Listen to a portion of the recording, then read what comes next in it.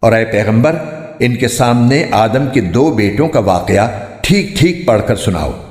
جب دونوں نے ایک ایک قربانی پیش کی تھی اور ان میں سے ایک کی قربانی قبول ہو گئی اور دوسرے کی قبول نہ ہوئی، اس دوسرے نے پہلے سے کہا کہ میں تجھے قتل کر ڈالوں گا۔ پہلے نے کہا کہ اللہ تو ان لوگوں سے قربانی قبول کرتا ہے جو متقی ہوں، اگر تم نے مجھے قتل کرنے کو اپنا ہاتھ بڑھایا تب بھی میں تمہیں قتل کرنے کو اپنا ہاتھ نہیں بڑھاؤں گا۔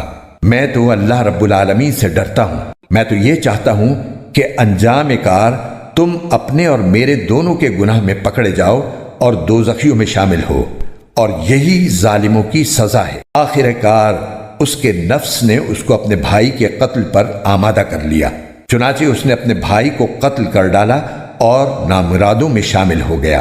پھر اللہ نے ایک کوا بھیجا جو زمین کھودنے لگا تاکہ اسے دکھائے کہ وہ اپنے بھائی کی لاش کیسے چھپائے۔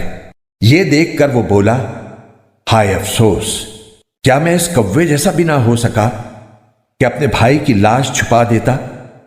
اس طرح بعد میں وہ بڑا شرمندہ ہوا۔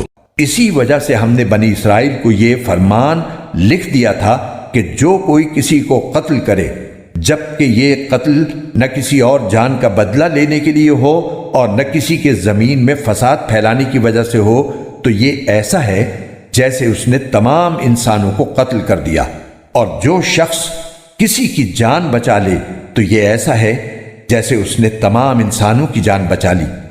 اور واقعہ یہ ہے کہ ہمارے پیغمبر ان کے پاس کھلی کھلی ہدایات لے کر آئے، مگر اس کے بعد بھی ان میں سے بہت سے لوگ زمین میں زیادتیاں ہی کرتے رہے ہیں۔